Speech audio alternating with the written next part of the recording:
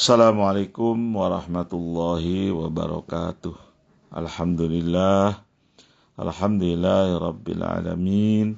Wassalatu wassalamu ala asyrafil mursalin Sayyidina Muhammadin wa ala alihi wa sahbihi ajma'in. Amma ba'du. Saudara-saudara sekalian yang saya hormati, eksistensi kitab suci Al-Quran sesungguhnya berkaitan sangat kuat dengan bahasa Arab. Bahasa ini dinyatakan dan diakui banyak ahli dunia sebagai bahasa yang memiliki keistimewaan dan kelebihan luar biasa dibandingkan dengan bahasa-bahasa lain dunia. Di antara keistimewaan bahasa Arab adalah kekayaan yang sangat hebat, baik dari segi kata atau al-mufradat maupun dari segi ungkapan atau uslub. Al-Quran sebagai kitab suci membutuhkan kesiapan ruhaniah untuk dapat dipahami dan dibaca. Al-Quran bukan kitab magis atau kumpulan mantra-mantra yang memiliki kekuatan magis dan dapat menimbulkan efek-efek tertentu sehingga apabila dibaca atau dibawa akan memberikan pengaruh atau perlindungan sebagaimana yang diyakini. Sikap-sikap yang demikian itu dapat dikategorikan sikap religio magis. Namun sebagaimana diketahui, Al-Quran sejalan dengan grand design Allah Subhanahu wa Ta'ala sebagai kitab suci yang diturunkan dengan maksud sebagai sumber petunjuk dan tuntunan yang harus direnungkan atau ditadabburi pesan-pesannya. Dengan demikian, Al-Quran mampu menjadi petunjuk bagi orang beriman dalam menjalani kehidupan baik di dunia ini maupun kelak di akhirat. Dalam menyikapi kitab suci Al-Quran, memang kemudian ditemukan tingkatan yang berlapis-lapis. Tingkatan pertama adalah tingkat jasmaniyah, yang diindikasikan dengan gambaran seseorang yang mau mengambil, membuka, dan membaca Al-Quran. Kemudian meningkat pada tingkat kedua, yaitu tingkat psikologis yang ditandai oleh adanya predisposisi kemauan untuk memahami, yang kemudian disusul dengan tingkat ruhaniah. Dan tingkat yang paling tinggi adalah rasional, yakni mau merenungkan dan memikirkan pesan-pesan kandungan Al-Quran itu sendiri. Untuk dapat mencapai tahap-tahap tersebut, barangkali dapat dibuatkan analogi atau kiasan pada orang-orang yang gemar mendengarkan lagu-lagu barat yang tentunya berbahasa Inggris. Meski mereka kebanyakan itu tidak mengetahui atau memahami arti lagu tersebut, karena alasan bahasa, tampak bahwa mereka juga dapat menikmati lagu tersebut, paling tidak lewat ritmenya. Hal yang serupa juga disamakan dengan kasus membaca Al-Quran. Yang utama adalah kesiapan ruhaniah untuk mendengarkan ayat-ayat Al-Quran tadi. Artinya, tanpa harus terhalang oleh alasan tak mampu berbahasa Arab.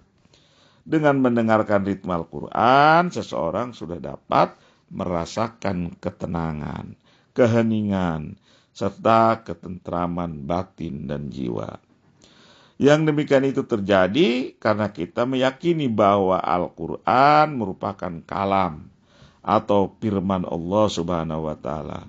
Sehingga bila mendengarkan Al-Quran, kita juga sedang mendengarkan perkataan atau kalam Allah Subhanahu wa Ta'ala.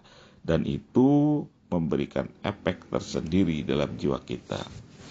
Sebagaimana diklaim oleh Al-Quran, ciri-ciri orang beriman adalah mereka yang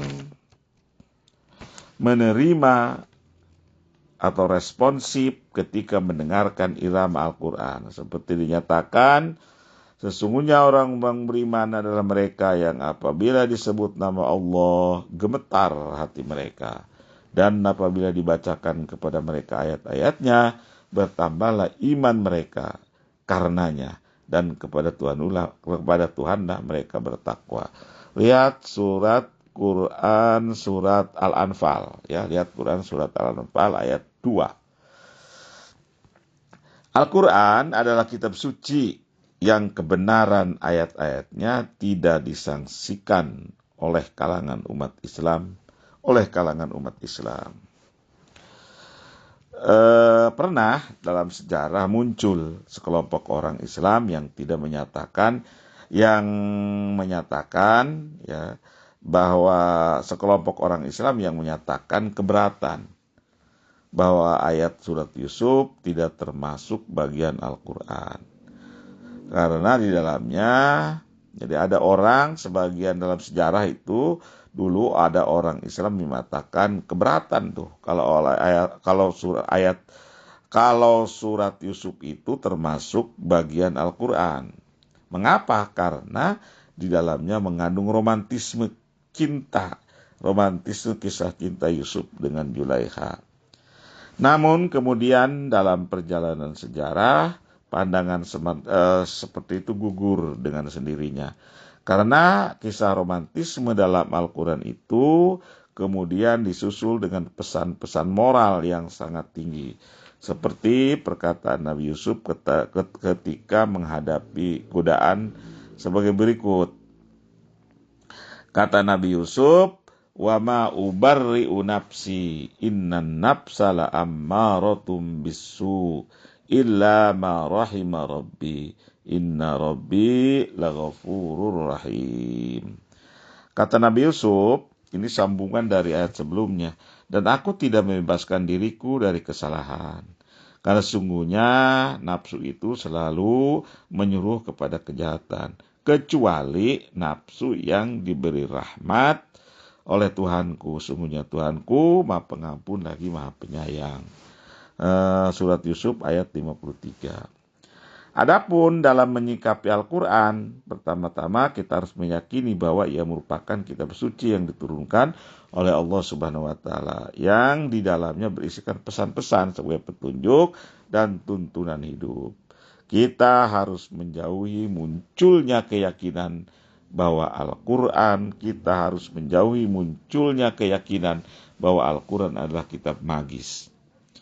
Sementara itu, etika ketika hendak membaca Al-Quran atau adab ketika hendak membaca Al-Quran diantaranya harus dimulai dengan kesucian diri. Dari segi lahiriah, kesucian itu berupa mengambil air wudhu, kemudian membaca ta'awudz, yakni mengucapkan a'udzubillahi minasyaitonirrajim, sebagaimana yang dianjurkan oleh Al-Quran. Wa idza qara'tal Qur'ana fasta'iz billahi minasyaitonirrajim. Apabila kamu membaca Al-Quran, hendaklah kamu minta perlindungan kepada Allah dari setan yang terkutuk. Surat An-Nahl ayat 98. Setelah itu disambung dengan membaca Bismillahirrahmanirrahim, sebagaimana hadis Nabi yang sangat masyhur mengatakan kullu amrin dzibalin la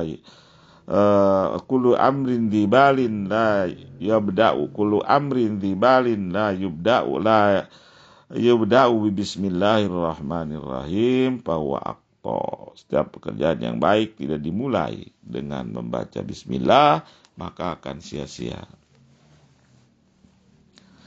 Dalam kasus membaca bismillah, perlu diketahui bahwa surah Al-Bara'ah adalah kekecualian. Sebagian ulama berpendapat bahwa tidak apa-apa memulai tanpa membaca bismillah pada awal surat tersebut. Dan apabila hendak mengakhiri bacaan Al-Quran, kita dianjurkan mengucapkan Sadaqallahul Azim. Ungkapan yang demikian itu merupakan kesepakatan para ulama sebagai pembuktian bahwa kita meyakini kitab suci Al-Quran adalah benar-benar perkataan kalam atau firman Allah Subhanahu wa Ta'ala. Sebagai sumber pandangan hidup yang beriman, Al-Quran harus direnungkan dan dikaji, kemudian diamalkan dalam kehidupan bermasyarakat. Sehingga pesan-pesan, ajaran dan ajaran Al-Quran dengan sendirinya menjadi sikap hidup di negara Indonesia yang kehidupan agamanya majemuk dan pluralis. Seperti disepakati oleh para pendiri Republik ini, Indonesia bukan negara agama. Dengan demikian, menjadi tugas dan tanggung jawab umat Islam untuk mampu menanamkan pada dirinya pandangan-pandangan yang bersumber dari ajaran Al-Quran agar tatanan yang ada sesuai dengan tuntunan Al-Quran. Al-Quran sebagai kitab suci harus dipelihara oleh orang beriman dengan banyak dibaca, dihafal, direnungkan, dan dikaji makna dan pesan-pesannya. Kemudian ia harus mampu dijadikan sumber kesadaran hidup bagi pemeluknya. Dengan demikian, orang beriman akan terus mampu menjalani dan menjawab tantangan hidup sesuai dengan tuntunan-tuntunan yang bersumber dari ajaran Al-Quran dalam rangka mencapai kebahagiaan dunia dan akhirat. Wallahu a'lam bishawab. Wallahul muwaffiq ila aqwamit thoriq. Wassalamualaikum warahmatullahi wabarakatuh.